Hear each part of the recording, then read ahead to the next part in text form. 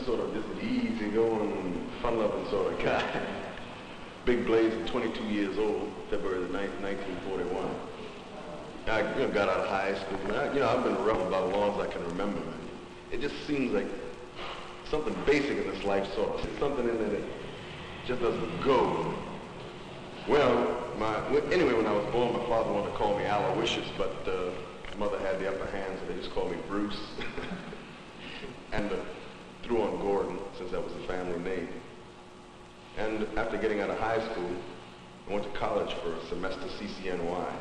And before I completed, I quit and joined the Army. I was 17, young and wild. And joined the Army, spent 3 years there. Managed to make a year in Korea in the 60 to 61. And kicked Sigmund Rhee out. And from Korea, I came back to the States, Fort Gordon, Georgia. That's when I really got a very good taste of the South down there. Really got out of the town and made all the mistakes, sat on the front of the bus and walked in the wrong restaurants and asked for movie tickets and really started to find out what the segregation really meant. And it was sort of really new to me. I mean, I'd experienced it once or twice in New York, but it had been in the form of, you're a nigger and I'm not a nigger, and you punch me in the nose, anytime they use the magic word. But I didn't, really know, didn't really dig this. All right, they called me a nigger. I know this was supposed to be wrong because I was told it was wrong to be a nigger and call a boy, and I'm supposed to react violently to this. But it got to be a burden being a Negro, so anytime I was called a nigger, I just, passed it off for, soldier old man or something like that. I spent about a year in Atlanta, Georgia, where I met Julian Bond and James Foreman and John Lewis and Ivanhoe and a bunch of the other guys that were with the movement, and more or less talked to them, don't buy black, buy guns and things like that. But finally I came around to this nonviolent aspect of the movement.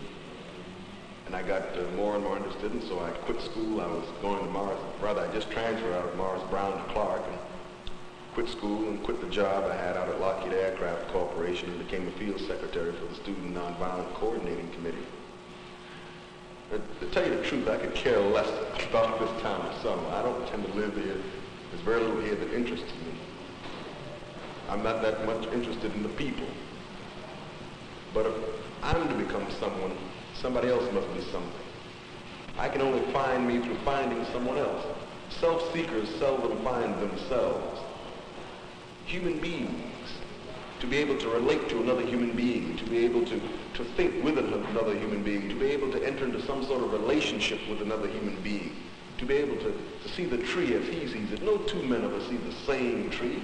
I mean, all right, we recognize it's got a bark, got a woody substance, it must have roots, it must stand up straight, it has leaves, and there's the oxygen, carbon dioxide cycle, and it gives off moisture and this, that, and the other, but the tree. No two men really ever see the same tree, and if I can possibly understand how someone else sees the tree, maybe my own vision becomes a bit clearer. If I can understand how another man thinks, even though his thinking is counter to mine, even though he doesn't quite agree with me, maybe I can come to a little better understanding of how I think, and more important, why I think the way I do. So hence this movement, and hence Selma, Alabama. If I'm to be free in New York, these people must be free down here. I'm tied to them whether I want to or not. And not just by color, by the mere fact that we were all created in this great being's image. He does exist. I mean, not to get on any morality kick of whether God exists or whether he doesn't exist, but for all this orderly chaos to result by pure accident is a little too fantastic to conceive. For all these feelings and emotions, these things that just don't quite fit, that this dissatisfaction that sex and food and drink just doesn't satisfy, this thing that still lurks there and it's charged and it nudges you every so often, it pushes you, it keeps trying to struggle up into you. I believe that's something that lies way outside the being, far, far outside the being.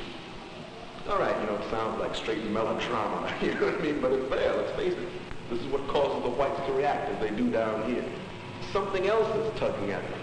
Something else is trying to get in there. Something else is trying to communicate its way through, and it's a little bit too terrible to recognize. It's a little bit too much to bite off and chew. I'd much rather believe this way. I don't really want to accept this. It's easier for me to go along the way we've been going. Something else is rattling around in their minds. Some other little thing that They can't really put their finger on it. They can't really articulate it.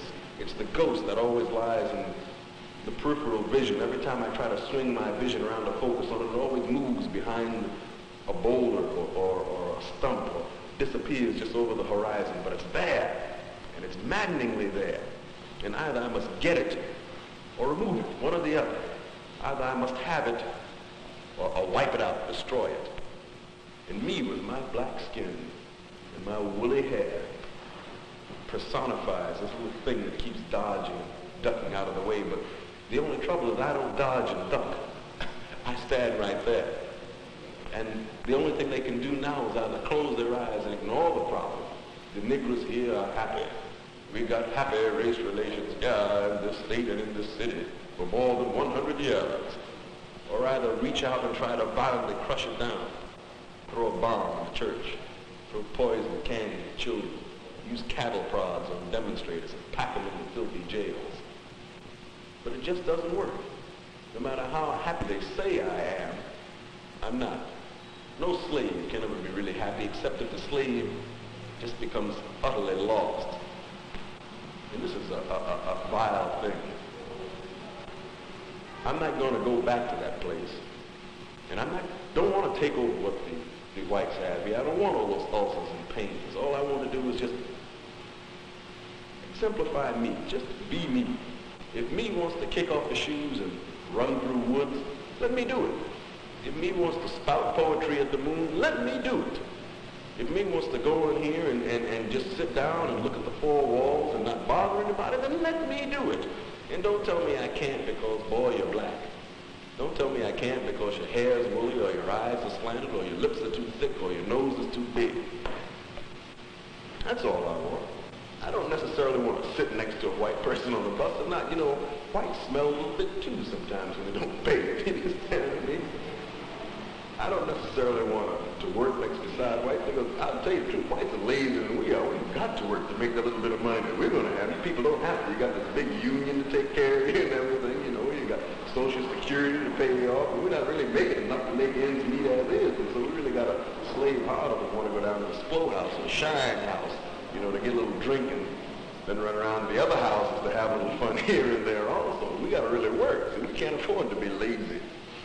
The only reason we're moving slow is because at the end of the day, if you work a 16-hour day out here in some of these cotton fields I've seen out here pulling garbage on some of these trucks, you move a bit slow too at the end of a 16-hour day. At least I know I would. So the whites are now confronted with this. And this is a general thing throughout the entire movement, whether you take it from Danville, Virginia, all the way down to Little Rock, Arkansas. The human being is still the same. The human being that's caught up in these situations, though his method of expression might be different, but what motivates him to this expression is still the same. The thing inside is still the same, whether it's Governor Orville Forbes closing the schools and having the National Guard have to open them again, or whether it's Prince Edward County just shutting the schools down entirely and saying we give up the public school system. The method of expression is different, granted, but what motivates this expression is the same. We don't want the niggers around us. Because to face that black man, I've got to face myself. To face what I've inflicted on him. To face the castrations, the lynchings, the beatings, the Klan ridings. To face coming in there and taking his women and just treating them like dirt. To face this. Not that he's going to react and do the same thing to me, but that I could do this to a human being. That I could actually call myself a Christian, a civilized man, and be like this to a fellow man. This is a little bit too much for anybody to swallow. And there's no excuse to fall back on.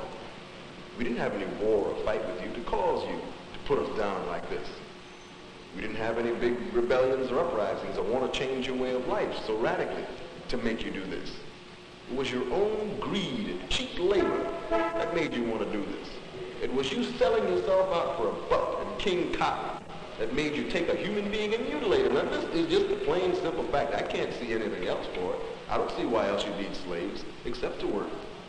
I don't think you just want slaves just standing around just to say, I got slaves. I mean, it's a bit impractical. You got to feed them, you know, you got to stick them in a house someplace. So you must want something out of a slave. You want his labor. He is the object upon which you vent your anger and your lust. He provides psychological crutches to you in that way, and he provides economic crutches to you in the other way. He provides military crutches to you if you can brainwash him enough to fight for you. So this is the real reason. And you've done this to human beings. You've violated the law of God by doing it. You violated the law of man by doing it, and now you must pay.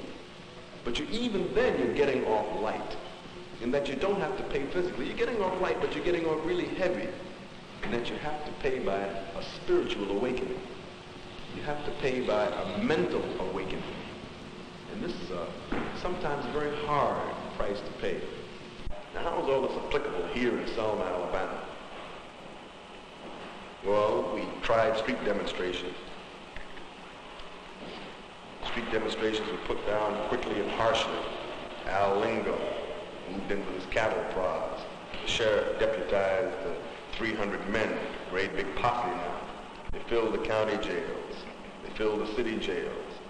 The trials, naturally, were all miscarriages of justice. So now we're leaning away from these street demonstrations. Now we're starting to reach out and grasp at the vote. He actually did us a favor. The white power structure here, this is a term that's been misused. I realize that. But it's the best term I can think of at the moment. The white power structure actually did us a favor by forcing us out of the streets, back into our homes and back into our churches, thinking that we'd go back to this place. We can't go back there now. But we had to use our minds. How else can we bring about the change? The vote. The vote. The prime thing in this American life, of the people, by the people, for the people. That vote. And we're doing it without demonstrating. We're doing it without mass arrests or head beatings. We're doing it slowly, day by day. Trying to vote has also forced us to raise the intellectual standard, to raise the literacy standard here, because many of the people are illiterate. They haven't had the opportunities of good schools. And so we've been forced to educate them and train them so that they can get past the voter registration tests. And just a little taste of knowledge is so sweet to them that they want more. They hunger and they thirst for it. They want to know how to read and write. They want to know how to spell correctly. They want to know how to add and subtract. And so we're beginning to set up schools for them here. The white man is reacting very badly to all of this. So far, the people, the townspeople themselves, haven't reacted violently because they place their confidence and trust in their police department. The police can hold them niggas in line. But we're slowly showing them that they can't hold us in line, that we're going to come forward no matter what happens, no matter what you do. This is going to come about. For most of them, I actually believe that the majority of the people here really want to see this come about. Inside, way down inside, they realize this is right. But they get into a conflict up here. This filter that reacts between the senses that bring in the world from the outside, and it filters it down to the soul. It filters the soul reaction back and up into the outside world again. This little filter that's conditioned to environment. The eyes aren't conditioned to environment. They'll just see. I mean, all right, if you live in a cave, you see in the dark a little bit better, but the eyes still just see. And the soul is not conditioned to environment. The heart is not conditioned to environment. Only the mind, that little thing in between, that id, I guess you'd call it. I'm not much of a psychiatrist or a psychologist, but it seems like this interpretive device sort of blocks them. For too long they've been taught, and they know that, well, Negroes are lazy. Negroes don't bathe too often. I'm going to talk about haircuts with this little bush I got up here. I need a bone through my nose, really. I had to go African to get a haircut, or one or the other. But at any rate, these things are suddenly just proved. The intellect just doesn't quite know how to react. Nothing has been really put in its place that they can accept. All of a sudden they must accept this person as an individual that is just as good and sometimes better than I am. And they really can't do that. It's really not a human reaction. It takes a lot more to love than to hate. It takes so much more to react with kindness than to react with violence.